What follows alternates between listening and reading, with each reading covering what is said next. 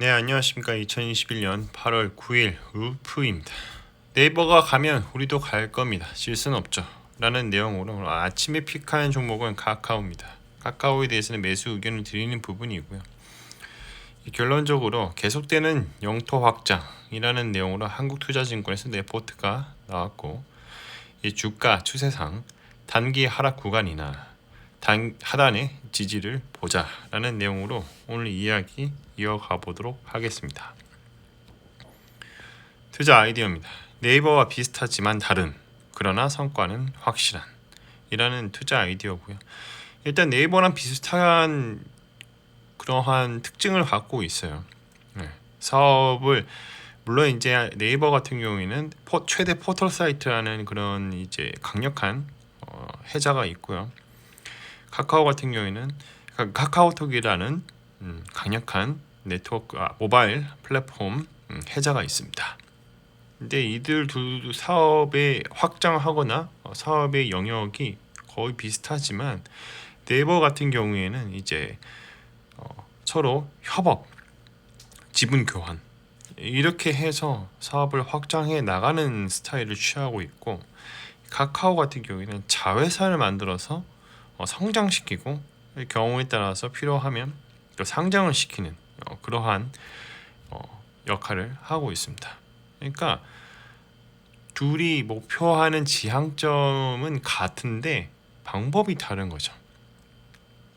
그런데 이제 둘 다 성과가 어느 정도는 확실하게 잘 나오는 편입니다. 아직까지는요. 자, 두 번째, 카카오톡이라는 해자가 깊은 플랫폼을 기반으로 점차 사업성을 확장하고 있다. 일단 돈 길러올 때가 확실하게 있기 때문에 그걸 기반으로 해서 뭐든 열심히 해보는 거예요. 성공시키면 땡큐, 확장시키면 땡큐, 뭐 이런 식으로 계속 문어발식으로 확장을 하고 있다는 거죠. 왜냐하면 이것도 돈이 있어야 가능한 건데 카카오톡에서 벌어다 주는 돈이 어마어마하거든요. 그걸 계속 재투자하면서 성장하고 있는 겁니다. 그렇다 보니까 세 번째, 좋은 자회사들이 속속속 만들어지고 있고 또 이제 또 상장하고 있다는 거죠. 상장을 그냥 하는 게 아니에요. 다 돈이 되니까 상장을 시켜주는 겁니다. 돈도 안 되는데 상장을 시켜준다. 그런 경우는 기술 특례 상장이나 뭐 기술적인 부분에서 약간 어드밴티지를 받고 이렇게 상장하는 경우도 있으나, 이거 같은 경우는 너무나도 확실하기 때문에 그냥 돈발로 상장을 시켜버리는 거죠. 성과가 확실하니까. 바이셀 메소드입니다. 이 프리미엄 구간을 닿고 내려올 때 매도를 하는 것이고요. 디스카운트 구간을 닿고 반등할 때 매수를 하는 것입니다. 좌우에 동일한 패턴이 나오면 대응하는 부분이고, 바로 바이 포인트, 셀 포인트 넘어갈게요. 일단 주가 추세를 보면 단기 하락 구간이 있고요. 이 구간에서의 하단 지지 여부가 중요하다는 겁니다. 파란색 선에서 닿고 올라가는 흐름을 보여주고 있고, 이 빨간색 선을 맞고 내려오는 흐름을 보여주고 있죠. 목표가가 이제 18만 원이라고 이렇게 얘기를 해놨는데, 이따도 다시 말씀드리겠지만 거기까지는 가지 못하고 쭉 다시 한번 내려오고 있는 흐름을 좀 보여주고 있습니다. 이 파란색 선에서 닿고 올라가 준다면 끊임없는 우상향을 또 기대할 수 있는 부분이기 때문에 조금 인내심을 가지고 기다리는 게 좋을 것 같다. 그러나 장기적으로 봤을 때는 계속적으로 우상향이 기대되는 그러한 회사이기 때문에 제가 매수 의견을 드리는 그런 부분입니다. 이 카카오 한국투자증권 정호윤 안도영님께서 레포트에 올려주셨는데, 영업이익이 전년 동기 대비 66.3%나 증가했다. 목표 주가는 여전히 18만 원을 유지를 하고, 영업이익이 21년도에는 6,970억 원을 예상을 한다는 건데, 예상은 예상일 뿐입니다. 이게 중요한 게 아니에요. 중요한 거는 그 다음 내용이 있습니다. 자, 이익 증가를 끌고 있는 톡비즈, 그러니까 카카오톡이라는 그러한 톡비즈의 성장이 지속될 전망이라는 거죠. 전 국민이 다 쓰고 있고, 저도 하다못해 선물 같은 걸 줄 때도 그냥 선물하기 그냥 간편하게 교촌치킨 아니면 피자 이런 거 그냥 바로바로 보내줄 수 있고, 그러다 보면 이제 카카오톡이 없으면 이제 생활하지 못할 정도로 너무 불편해졌어요. 그러니까 어쩔 수 없이 플랫폼에 종속되어 있어서 사람들이 자꾸 이것만 쓴다는 거죠. 이것만 쓰다 보니까 돈 쓸 때도 여기서만 쓰는 겁니다. 자, 이것만 있는 거냐? 아니죠. 높은 광고 효과로 광고주 유입이 지속되고 있습니다. 물론 유튜브에 광고를 할 수도 있습니다만 카카오톡에서도 요즘 광고 되게 많이 올라오고 있거든요. 그런 거 보면 이제 광고 효과도 있으니까 광고주들이 선호하는 그런 플랫폼이다. 자, 그리고 세 번째, 40, 50대 유입 및 카테고리의 다각화로 객단과 동반 상승 중이다. 일단 돈 잘 쓰는 사람이 30대만 그렇게 잘 쓰는 게 아니라 40대, 50대도 돈도 되게 잘 쓰거든요. 근데 그 사람들의 구미가 당길 만한 것들을 제공을 해줘야 하고, 그러다 보니까 이제 카테고리의 다각화를 통해서 딱딱딱 해당 사람들에 맞게 광고도 보여주고, 아니면 이제 플랫폼도 좀 변화를 해서 뭔가 제시를 한다는 거죠.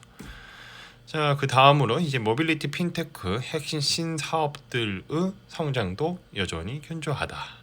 그래서 향후 이익 기여도도 점차 높아질 전망이다라는 거고, 자, 그 다음으로 웹툰을 활용한 비즈니스 고도화 또한 중요하다는 거죠. 이 웹툰 IP 인지도가 이제 한류 문화를 타고 세계적으로 높아지고 있는데, 이를 통해서 이제 컨텐츠 제작이나 뭐 드라마, 영화 이런 것들을 흥행시키고, 또 그러다 보면 돈 들 때가 또 많아요. 이러다 보니 이제 시너지 효과가 발생을 해서 가속화가 이제 될 전망이라 하는데, 사업이라는 게 그래요. 한번 불이 붙으면 관성의 힘에 의해서 앞으로 계속 나아가려고 하는 거고, 계속 이제 군부를 떼면 제트 효과 엔진이라고 해서 계속 가속화가 발생합니다.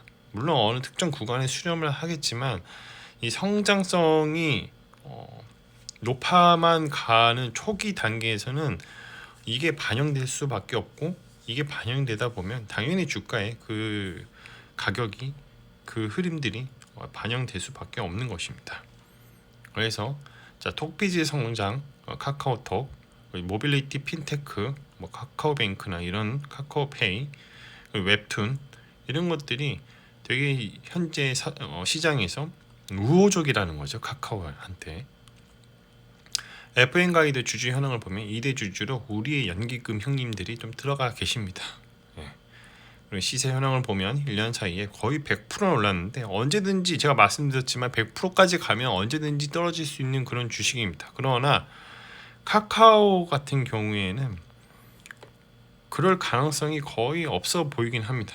여기서 떨어진다면 얼마나 더 떨어지겠어요? 라는 생각밖에 들지 않거든요.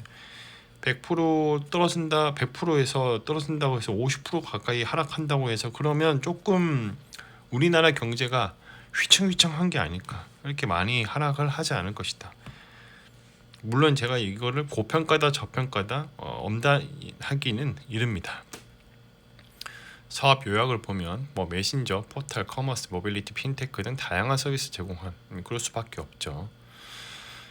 자, 그리고 비대면 경제 성장과 4차 산업혁명에 힘입어 지속적인 성장이 기대된다. 그러나 타 IT 기업 대비 낮은 영업이익률은 단점으로 꼽힌다. 카카오페이 증권 안착 여부도 중요한 변수도 언급이 됐다는 건데, 사실 돈 벌면 자회사 만들고 신사업 만들고 거기에 돈 쓰다 보니까 영업이익률이 낮을 수밖에 없어요. 근데 그럴 수밖에 없는 게 무한 경쟁 시대에 플랫폼의 아니면 사업의 선점 효과가 얼마나 중요한지 카카오는 이미 잘 알고 있고, 그걸 몸소 깨달았기 때문에 그런 것입니다. 아무리 그 라인 그 메신저가 날고 긴다고 해도 대한민국에서는 올라갈 수가 없듯이, 카카오를 이길 수가 없듯이, 그렇기 때문에 카카오도 배운 게 있기 때문에 어떻게든 선점하기 위해서 자회사를 만들고, 또 이제 사업의 확장을 노력하다 보니까 돈 들어오는 쪽 많이 투자를 하고 있기 때문에 낮은 영업이익률이 보여주고 있다는 것이죠. 이 PER 밴드를 보면 중단이 위치하고 있고요. PBR 밴드는 미쳤습니다. 많이 올랐죠. 하지만 이제 뭐 다음 분기 발표가 성과 실적 발표나 다다음 분기 3분기 실적 발표가 나면 이 밴드 차트도 변화하게 될 것입니다. 뭐 하는 회사인가 더 말할 게 있나요? 말할 게 없습니다. 카카오를 필두로 해서 우리 범수영님이 이제 대주주로 계시는데 카카오를 필두로 카카오 게임즈, 모빌리티 페이지, 카카오 M, 뭐 메이커스, IX, 뭐 벤처스, 커머스, 그리고 다 47개사가 카카오 밑에 다 있습니다. 최근에 카카오 뱅크도 상장을 했죠.